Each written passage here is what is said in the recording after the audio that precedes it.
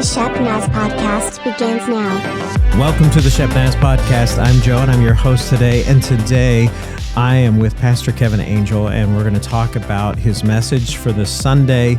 And we're talking about nurturing the call of God. And as he was coming up with this title, we're going to talk a little bit about how it came to be that maybe we were focused on that this Sunday. And I was thinking of graphical ideas and came up with a mobile phone calling from God. Yes, I love it. So welcome in, Pastor Kevin. Thank you. Good to be with you again. For those that are wondering, this past Sunday, Pastor Kevin was preaching. No, it wasn't because of a health issue with Pastor Rob. Actually, he was taking some much needed vacation, and so it was planned. It wasn't an emergency. It wasn't an emergency. And in fact, I think you spent time at the Johnstown campus. Yes. And so you had the opportunity then to bring us the message, and that's always a treat. I think the last time we might have got to hear from you was probably Biker Sunday. It was. When you made your grand entrance for that. It was. I continue to get comments about that entrance and how much they loved Nice. Love that. So, So you're talking about kind of the call of God, and how did that all come about? Yeah, this past district assembly, Pastor Eddie, who was the pastor at Shepherd years ago, our district superintendent, was sharing the theme for the assembly and kind of a theme for this coming year for churches. And the theme was the one, and it came out of the passage of Jesus will leave the 99 for the one. And so there was conversations about, who is the one or who's your one that God would have you reach, or being the one who's going out, and a lot of different variations of that idea. And as he has moved forward, occasionally in his email that go out the newsletter, he'll emphasize something about the one. And so they've designated this past Sunday across the district as Called Sunday, and with the emphasis that we would talk about what is the call, what does it mean to be called of God. We're all called, but maybe there's that call to vocational ministry where our main focus is we're all called to ministry in the church, but to be in a place where you're leading. And so as I was thinking about it, and when Pastor Rob asked me to speak, I thought, well, this will kind of line up perfectly. And so thinking about the idea of nurturing the call of God, what that looks like. It would be nice if my phone would have rang. Of course, back when God called me, I didn't have a phone, right? Not a cell phone, to say it's God calling, that it would be that clear. And so I wanted to talk a little bit about that. What does that look like? And how do we discern that? And so kind of this idea of maybe let's discern together. Maybe God's calling you to something deeper than just being faithfully committed and involved in the life of the church. Maybe there's something beyond that. Well, and just kind of a little look behind the curtain, like this is, I wouldn't say, not every week is Pastor Eddie saying, hey, I would like all you guys to preach on this. Right, that is true. Like, normally the local pastor is kind of feeling what God has for the local congregation. Yeah, very true. But this is something that was really been pressing on his heart. Right. And so he was just putting it out there. Hey, I really think that this should be something you guys consider putting out there. Yeah. And so you kind of took that up to kind of talk about the call of God. Well, his philosophy for the district is planning churches, helping existing churches be healthy, and then the development of leadership. Mm-hmm. So if you're thinking about being an organization that is helping the churches to be healthy, but also to planning churches and developing leaders, then this is kind of a natural outpouring of that. If we can't plant something, if we don't have something new or someone new coming along who feels that call to go out and to be a pastor. Sure. So those things all kind of float into that. But yeah, you're right. The district superintendent they're not giving pastors, okay, this week I want you to cover this. Right. And the local pastor has a lot of autonomy to sense the leading and direction of the Lord. And this is one of those rare occasions that Dia said, hey, if we all kind of focused, that would be something we could do together. Great. Yeah. So you've got the idea. Where did the Lord take you with it? Yeah. So when I thought about that, and I thought about this whole concept of the call or nurturing the call, I wrestled with a couple of different passages, but the one that I really felt drawn to was the calling of Samuel. Mm-hmm. And so in 1 Samuel, we find Samuel at this point as a young child. I don't know that I really said much about this Sunday, but Santa's mother was Hannah. If you go back into the story, Hannah loved her husband. She wasn't able to have a child, and he loved her. And when they would go to the temple to pray, in this story, she's just weeping uncontrollably. And Eli comes to her. He thought maybe she was celebrating with a little drink, and realized this is just true grief that's just pouring out of her. And out of that conversation and prayer, he told her, well, the Lord is saying you're going to have a son. And so when Hannah had Samuel, she was so excited, she brought him back the next year and dedicated him to the Lord. And so when we talk about like baby dedications, a lot of times we'll talk about how Mary and Joseph brought Jesus to be dedicated, and we'll also look at Hannah bringing young Samuel to be dedicated. Right. And so Samuel now is with Eli, and he's his apprentice, if you will. He's mentoring him, and it's the story of Eli hearing the voice of God calling him to be used as a priest to reach the people. And I love the story. I think it's a beautiful story of the way God calls. And there's probably a whole nother sermon that could be had on leadership as you look at Eli. Oh, yes.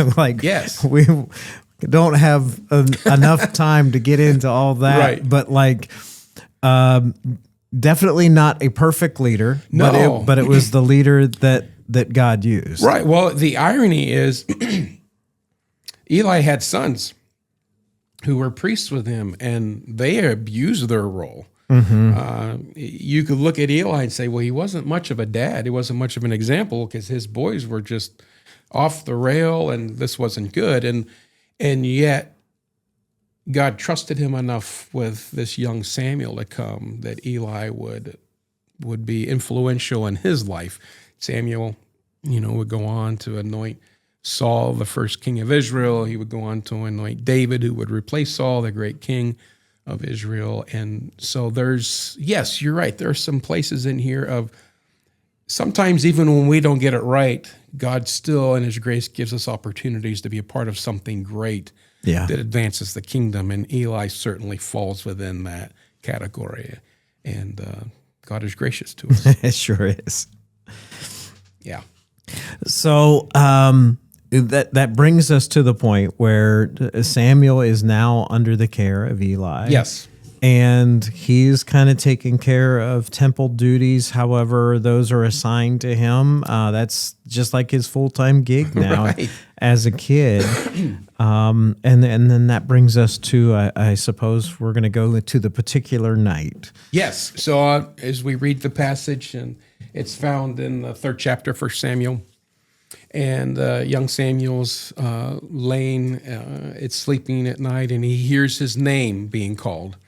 And not surprising, he presumes that it's Eli. And he goes to Eli, and he said, what did you want? My mind goes to when I was a kid, and I would be upstairs, and my dad would holler for me, and I'd come running down. What did you need? And then so, Samuel hears his voice. He goes to Eli, and it's the middle of the night. He said, what did you need? And Samuel, kind of in a stupor of being awakened from sleep, I didn't call you. I go back to bed. And it happens a second time. Samuel would have been 10, 12, somewhere in that age. Comes back a second time. And Samuel shakes his head, Eli shakes his head, and he said, I didn't call you. I don't know what's going on. Go back to bed. Well, sometimes we're a little slow to discerning what God is doing. And the third time when Samuel came to Eli and he said, you called. And Eli was wise enough to say, I think the Lord is speaking to you.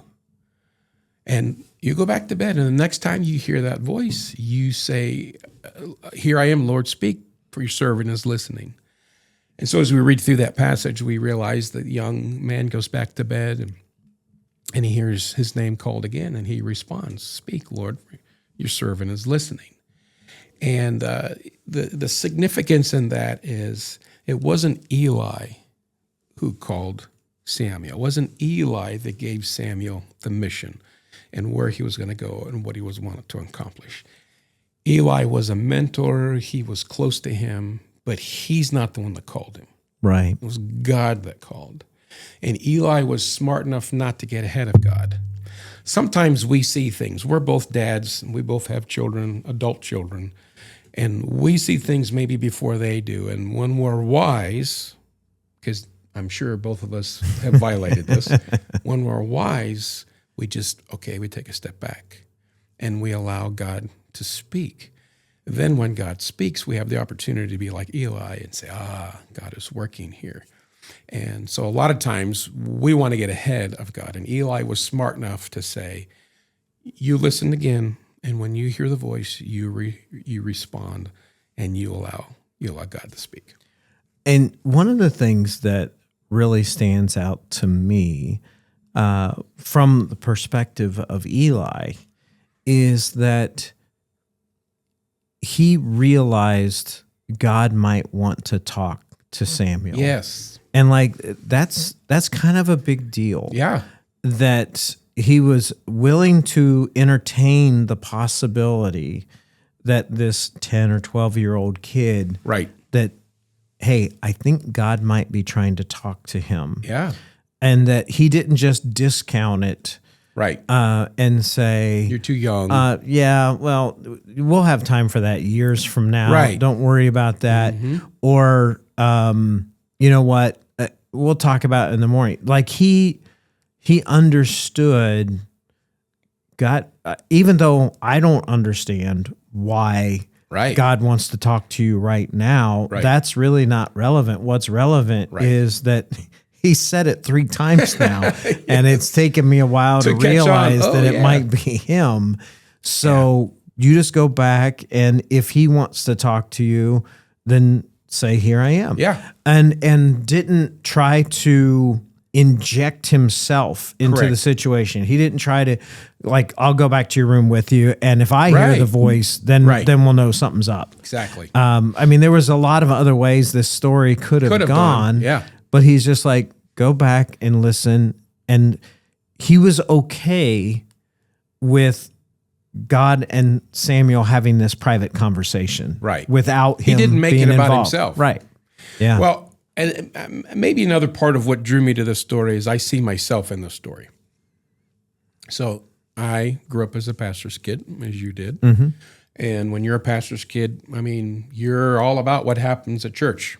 Yep. There's whether you want to or not. You're there early. You're making sure lights are on. You're setting up whatever needs to set up. I mean, you're there. You're one of the last ones to leave. That's just what your life is. Yep. But that doesn't mean that you're called to beyond, being a faithful believer or whatever. And so when I went off to college, I had no idea. I had no idea what I wanted to do. I had no idea what I thought I was capable of doing. At that point, I had undiagnosed dyslexia. I struggled in school. I always thought I was the dumb kid. So, sense of humor can get you out of a lot of stuff. I'm just not going to make everybody laugh, and it won't be a big deal. And by the grace of God, I got into college. I got accepted, and I had no idea what I was going to do. But during that freshman year, I remember distinctly praying at night, Lord, you have to help me know what am I going to do? What do you need me to do? What I got to declare a major. I need to decide something. I'm open to whatever you want. And, I'd give my amen, and then I'd say, just don't call me to be a pastor like my dad. Right. I don't want to do that. Probably every pastor's kid has said, I don't want to do that. And I went through my whole freshman year, and I was praying that, and I love history, so I was taking all these history electives. I took enough history that I had to minor in history to graduate on time because I was taking up those classes. And I went home that summer, and my dad served as Eli and was alongside of me, and I would talk about it. I don't know what I want to do, but we never got into specifics. And I wrestled with what is it? And I remember going to camp meeting, and some of my peers, some that were a little bit older than me, that had already answered a call to ministry, to be a pastor, to preach. And I remember asking, how did you know? And when I began to ask those questions, then I really began to just, oh man, I'm afraid this might possibly be what it is. And over the next couple of days, we had these great conversations. And before we started, you alluded to a quote. And there was an evangelist that was working with the teens, and I went to they had an early morning, like a 10 o'clock service for youth, and in the evening everybody was together. And I don't even remember what this guy's name was. I didn't know him beforehand, and I've never met him since then. But I was talking to him, and he said this to me, and this is embedded in my mind, and I have offered it many times over. And he said, if you can do anything else and be happy in the Lord, do it. Yeah. If you could do anything else other than preaching, being a minister, a vocational minister, if you can do anything else and know that you're at peace and be happy with Jesus, do it. And I thought, man, that's the strangest thing anybody. Why would you tell me that? You should be talking me into this. Right. So he served as an Eli. He didn't get in the way, but he helped me. And I remember that day praying, Lord, let's settle this today. If this is what you want, then I have to know it. And if not, I just want peace to be able to walk away and say, it's not this, it's something else. And long story short, we get to the evening service, and the service begins, and I feel the weight on my chest. And I prayed this, and you may say, well, that's kind of silly. That doesn't mean anything. Well, to me, this was a sincere prayer, and I believe God honored it. I said, Lord, if you're calling me to preach, then you need to make this intense. Like, if it's you, I want you to affect my breathing. I want you to affect the tension that I'm in. And if you're not calling me, I want you to flood me with a sense of peace, and that I know I can walk away, and that's not what you want. Well, God answered it, because I could feel my chest pounding. And I remember the evangelist at camp meeting was preaching, and it's just a little window into how weird I am. It's like, Lord, help him to wrap it up so I can go down and pray, because I didn't want to interrupt the service. I need him to get this sermon over so I can respond. Just tell him he's rambling. Just get to the invitation. Just get to the invitation. That's all I need. Give me the go light, man. And when he did, I jumped up, I walked down to the altar, I knelt at that altar, and I said, yes. That's the only thing I said. Mm-hmm. And in an instant, the elephant that had been sitting on my chest was lifted. This overwhelming sense of peace just flooded over me, and I knew he'd call me to preach. And my dad wasn't there. And so I'd gone home a day or so later, and I said, Dad, I need to talk to you. And I told him, and he said, well, it's about time you stopped straddling the fence. And I said, well, what does that mean? He said, I've known for a while God had called you. I said, why didn't you say anything to me? And he said, it needed to be God's call, not your dad's. Yeah. And that was so powerful, because if anyone could have been influenced by their father, it was me. Because in my eyes, my dad was he was my spiritual hero. He lived at home when he preached on Sundays. I never saw an inconsistency in him. He exuded Jesus. And I trusted his discernment. And if he would have said something, I would have always wondered, was this my dad? But Eli didn't overstep his boundary. Eli didn't get ahead of God. He just said, you listen. And if you hear again, you respond. And I will forever be grateful to my dad. And I have offered the same advice if you can do anything else. And I've also offered don't get ahead of God. Because if God is speaking, then you can affirm it like Eli. And I'm grateful. Amen. I'm grateful for that. Well, tomorrow we're going to get into kind of what that might look like for you. Yeah. Is God calling you? And well, I'm sure we'll get into this tomorrow, but it's kind of like when you're wondering, is my wife going into labor? If it's for real, it doesn't stop. So right. We'll talk about that. You can check out everything that's going on at the church by going to shepnaz.org. Also, we encourage you to follow us on Facebook, Instagram, and YouTube. For Pastor Kevin, I'm Joe. Have a great day. This podcast is a production of the Shepherd Church of the Nazarene, Gahanna, Ohio.